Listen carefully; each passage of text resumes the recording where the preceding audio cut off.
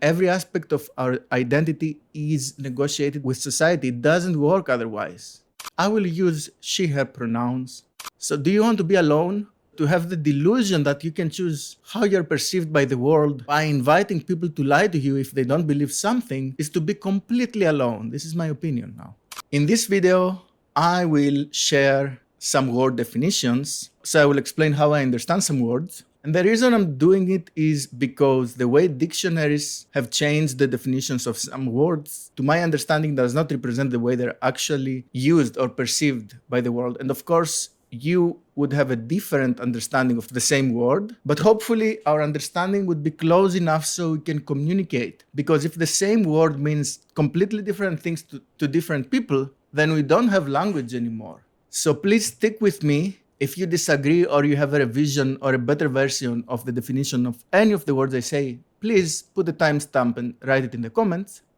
And let's start because I have quite many words. Sex is the type of a diploid organism. Diploid means it has 2 copies of the DNA for all the chromosomes except the sex chromosome. It's a biological term. So bacteria, for example, are haploid. They only have 1 set of DNA. But most plants and all animals are diploid. So sex is the type of a diploid organism with respect to the pair of its sex chromosomes. Those are the special chromosomes that actually only come in a similar pair, not identical, similar pair in the female, but not in the male. And its subsequent phenotype. So phenotype is how this organism develops, all the organs, all the physiology of the organism. Gender is a grammatical term that classifies nouns as male, female, or neutral. When referring to humans, gender is a synonym for sex. It's the same thing. Female is a diploid organism. I don't know if I would call plants female. Maybe yes. That can bear offspring. Now I'm going to address a very common and naive point that if we call something, let's say female, but it cannot bear offspring, then the definition is invalid. No, the definition of a word defines a category and we can have exceptions. And only if the exceptions are way too many, they're not exceptions anymore and we normalize it. But the fact that most women are not sterile, most females have the capacity to give birth, is good enough for a definition. Male is a diploid animal or maybe even plant that cannot bear offspring. They can fertilize the female. I've missed some dots. Human is a bipedal primate mammal species. We also call it Homo sapiens. Let's scroll. Adult can refer to humans. If it refers to humans, it's a human over 18 years old. This is a number that we have decided as a threshold between adulthood and childhood. With animals, we don't have this restriction. We can say a sexually mature animal, an animal that can get pregnant, can produce fertilizing semen, we can say it's an adult animal. In the same fashion, a human child is under 18 years old, or some people don't call teenagers children, they treat them as a different category. So in this case, child refers to a prepubescent child, the child before puberty.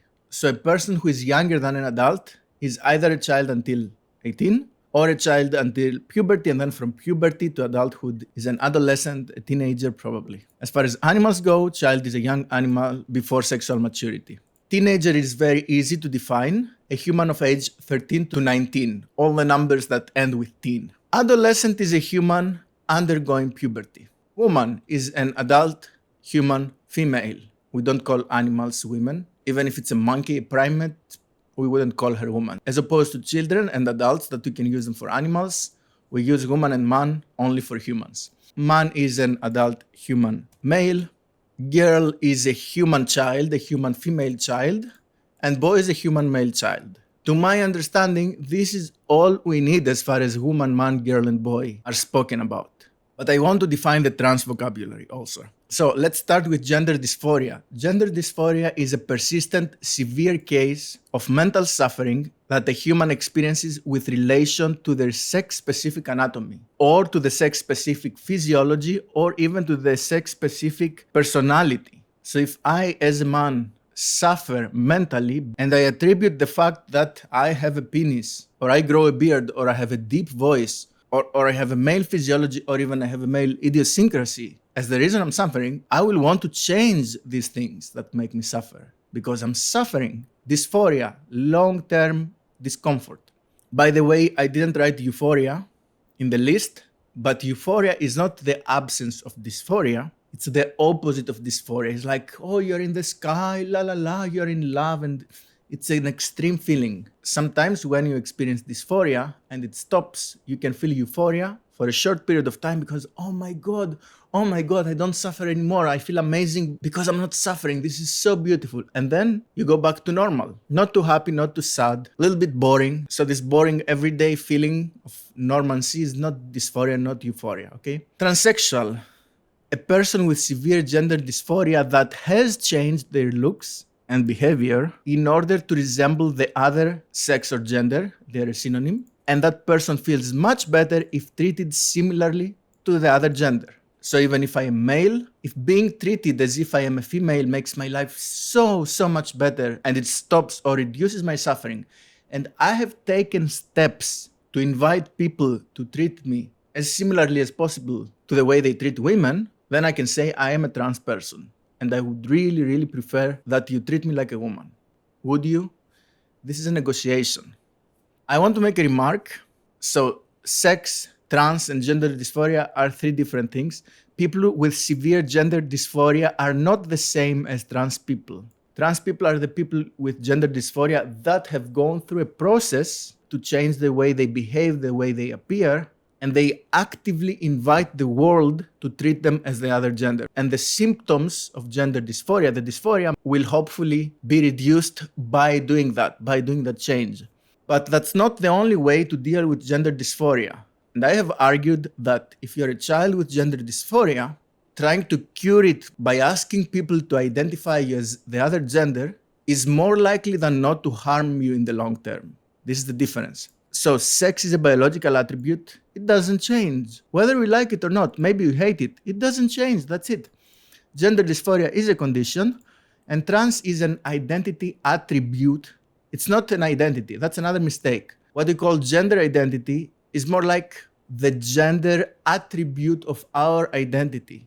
My identity is multifaceted, and different facets of it are relevant on different interactions. And my gender identity is very important and prominent if I'm flirting, if I'm making out with a woman, if I'm having sex with a woman, then our gender identity is really important, okay? But if I'm collaborating with someone professionally, their identity is their mathematical knowledge, is their verbal dexterity and acuity, how fluent they are, how responsive they are, how conscientious they are. And maybe I don't even think about if they're a man or a woman. I don't care. Or if we are playing a sport together, your identity is offense or defense or whatever role you have in the sport. It's not that you're a musician. It's not that you're an old guy. It's not that you're a father. But when you're with your children, your identity is that you're a father. Like, your identity is everything, and different aspects of it are more prominent at different activities, at different social environment, and at different interactions. Trans woman. Trans woman is a transsexual human male who in many cases is referred to and treated similarly to a woman. And this depends on how socially accepted are trans people, okay? And I would really prefer to see trans people socially accepted as much as possible without lying to them. It's amazing how some trans activists prefer that we disrespect someone by lying to them, and they call it respect. So if I meet a trans woman, by default, if I understand that person really wants to be treated as a woman, I will use she, her pronouns, my lady, whatever. I will talk to that person the same way I talk to a woman. And for all intents and purposes in my daily interactions with her, I will treat her and respect her as a woman. But where the feminine identity is really important to me, for example, in terms of flirting and dating and sex, I will not treat that person as a woman anymore. And the reason is that she has negotiated her identity, and I as a person can go to that length without lying to the person, without deceiving them, and without compromising my own livelihood. And this is something I think a lot of trans people understand and respect. I've heard them many times, mostly online, sometimes in person. They don't demand that I am totally comfortable with stroking their penis the same way I would be attracted to female genitalia if I'm a straight man. But they're going through something really complicated, really difficult, and the best way to accept them in society is with honest empathy or sympathy. If we cannot feel empathy, if we cannot get in their shoes, because I cannot walk in high heels, at least I can have some sympathy and say, you know what? It doesn't cost me anything to treat you like a woman in the workspace, but it would cost me in the bedroom. And maybe it does cost some other women in the toilet. So let's negotiate, because you're asking something from society. And every aspect of our identity is negotiated with society. It doesn't work otherwise. We live in a society. You can go to the forest and self-identify as anything you want. Nobody's going to disrespect you because nobody is also going to respect you. People don't need to lie to you because there is no people around. This is not a human world anymore. You're alone. So do you want to be alone? To have the delusion that you can choose how you're perceived by the world by inviting people to lie to you if they don't believe something is to be completely alone. This is my opinion now. Identity, the way something is perceived by a relevant social group. This is what I explained before. This cup has an identity. It's a cup, okay? But it's very sharp here. If I use it to be violent to someone, then maybe a more relevant identity will be a weapon. Or if it writes world's best YouTuber and is awarded to me, maybe the identity of an award will be more relevant than the identity of a cup. So identity is the way something is perceived by a relevant social group. Referring to a human, identity is the way that person is perceived by their relevant social environment and by himself or herself. So there is an aspect of self in identity, but this is a secondary aspect, I would argue. This is never the primary aspect, just due to the sheer fact that we are deeply, deeply social creatures, and the only way to survive is to be accepted by our social circle. Identify means to discern, to name, to categorize something. Self-identify is a naive, in my opinion, concept, which means to try to assign an identity to oneself, and you have to use the term identify as, which, if you think about it for a few seconds, doesn't make any sense. You're being identified. You cannot identify yourself. You are who you are, and a big part of who you are is how you're perceived by your relevant social group. Gender theory is a set of ideas developed in the 70s to 80s, ideas that challenge masculinity and femininity, men and women, and biological determinants of one's identity. This is the definition. I had to read a little excerpt for it. But yeah, gender theory is a thinking system, is a set of ideas. It's like capitalism, socialism, communism, environmentalism. It's a very interesting theory, but the fact that it's interesting doesn't mean that there's some higher, deeper truth. It's just an interesting theory some academics came up with.